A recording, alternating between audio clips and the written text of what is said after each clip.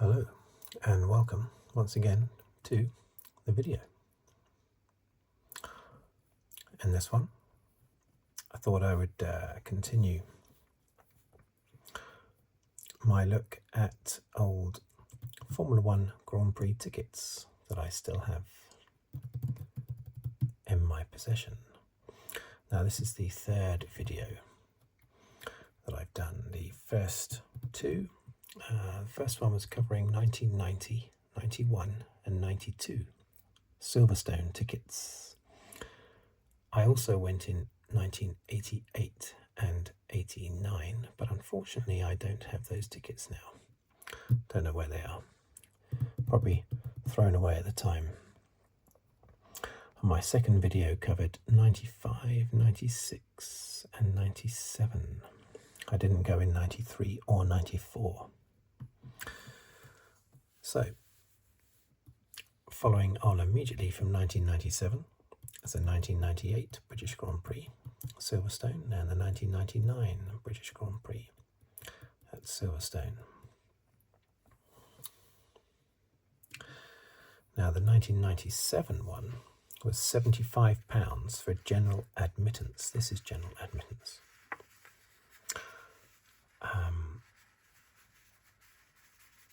It was the following year, 1999, that I first went into a grandstand. Let's put him over there for now. But this one, it had gone up only by £5, £75 in 1997 to £80 in 1998. I remember thinking at the time that was quite expensive, but if you compare that to today, where a grandstand ticket covering 3 days, because I don't think you can get Sunday only now, or not for some time. So a weekend ticket in a grandstand is about, it ranges depending on the grandstand, but I think the cheapest ones are about £500, which is insane. You know, that's why I've not been since 2008. I'm desperate to go. My son is 10 years old. He'll be 11 at the time of the British Grand Prix next year. It's perfect time to take him. And of course we've got Norris in a McLaren going for the championship, Russell in a Mercedes going for the championship, Hamilton in the Ferrari going for the championship. It's a fantastic, strong British lineup in 3 different cars next year, with Oliver Behrman in the Haas as well. So I really want to be there, but it's so expensive. I will check it out though. So the 1998 British Grand Prix, I'm not going to go into details about the race because that's not what these videos are about. I remember it being incredibly wet, to the extent where I was forced to go off to the stalls, all the shops and tents and everything they have there, which are great, and buy an umbrella. Unfortunately, all of the umbrellas had sold out, apart from the Ferrari ones, for obvious reasons, because of Michael Schumacher being Damon Hill's nemesis for so many years. No one wanted to touch a Ferrari umbrella, despite Eddie Irvine. But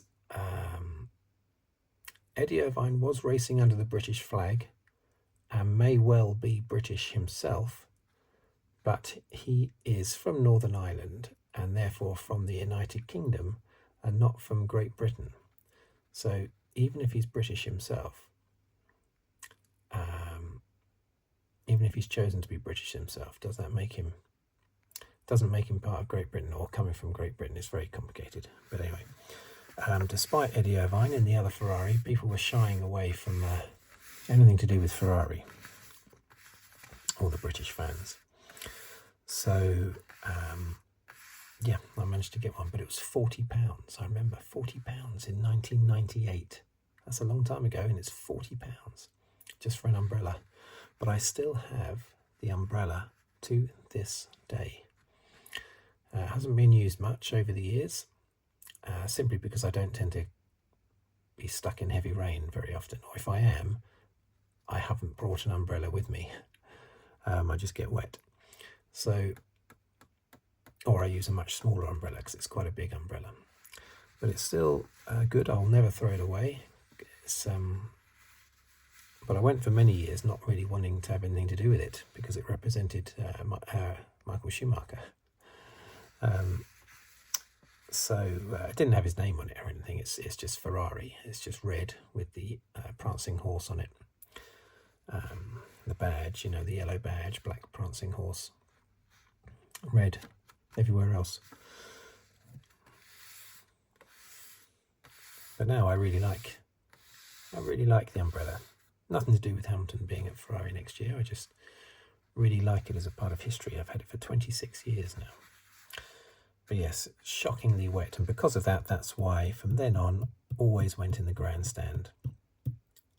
Never did general admittance ever again after this race. A race that was won in the pit lane, you might remember. Michael Schumacher had a penalty, which I think was rescinded after the race. But yeah, he had a penalty and he was allowed to come into the pits on the last lap and cross the finishing line to win the race before getting to his pits. I don't know how he was allowed to do that, but somehow he was. Had he stopped on the previous lap, the penultimate lap, then he wouldn't have won the race. Häkkinen would have got past him and won the race. But I think the penalty was removed anyway after the race, which is why there wasn't much hoo-ha made of it. But yeah, a bit cheeky that was. But it's the only time that someone's won a race by crossing the start-finish line in the pit lane, because apparently for some strange reason the start-finish line stretches across into the pit lane as well. That's all races, all tracks. I don't know why. Seems a bit silly. Anyway, Schumacher won that race. Mika Häkkinen was second and Eddie Irvine was third. So we come to the 1999 British Grand Prix. Now, as I say, this was my first ever one in grandstand, which meant you didn't have to try and get there for 4 o'clock in the morning to get as close to the front of the wet, muddy, freezing cold embankment as you possibly could. You had your seat number Q23, hanger straight grandstand. You had that set for you. So yes, you might have some naughty person sitting in it, but probably not. And it never happened to me. I never had someone sitting in my seat when they shouldn't have been. On qualifying, actually, on the Friday and the Saturday, you can sit anywhere. You don't have to sit in your own seat, which I think can cause a few problems. It hasn't done for me, and I have sat in other people's seats on the Friday and the Saturday, but I was always prepared. If they came along and said, sorry, but I actually want to sit in my own seat, I would have given it to them. And it wasn't particularly busy on, say, Friday, Saturday practice anyway, so you could pick any seat. But for the Sunday, yes, you have your own seat. £150. I remember thinking that was a lot, but that's peanuts compared to now, of course. Now, this race was notable because I was at the bottom of the hanger straight, sort of Stowe corner. And of course, Michael Schumacher had his big accident at Club corner, which you could clearly see back then from Stowe. This was back before they added in a load more corners and straights everywhere and made the circuit a bit more complicated. It was a lot simpler back then.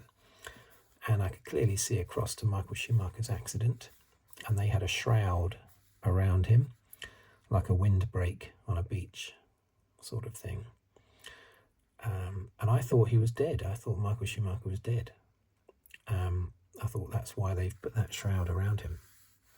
But no, he just had 2 broken legs, I believe. Of course, that ruled him out for the whole season, so Eddie Irvine took over as the main challenger to Mika Häkkinen and David Coulthard, although David Coulthard had sort of drifted off a little bit by then, was not really a threat. But yeah, it was quite something that was, that accident. I remember being quite concerned, basically. I mean, all thoughts of the championship go out of the window and everything when you see something like that firsthand. But yes, fortunately, Michael was fine, apart from 2 broken legs. I think that's all he had. I don't know why they had the shroud around him. Perhaps because at the time they didn't really know the extent of his injuries, possibly. But anyway, yeah, that race was won by David Coulthard. Häkkinen having retired halfway through the race. Eddie Irvine was second. And Ralf Schumacher, Michael's brother, was third. What car was he in at the time? A Williams, I think. I think it was a Williams. Was it a Williams? I think so. But yeah, that was it, the 1999 RAC, British Grand Prix. So that's that. Let's arrange these for a nice little screenshot at the start of the video, maybe. Do it like that.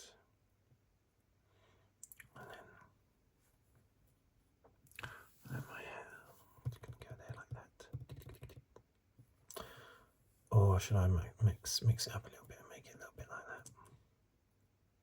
I don't know. Or does that look neater? Maybe I'll do it like this. Okay, so thank you for watching. Thank you for listening. If you like the video, please tick like. Or if you want to leave a comment, of course, they're always welcome. And I try to reply to all comments. If you'd like to subscribe, that would be most welcome. Or if you'd like to leave a tip on the thanks button just below the video as well. I will see you on the very next video, whatever it may be about. Thank you very much and goodbye for now. Goodbye for now.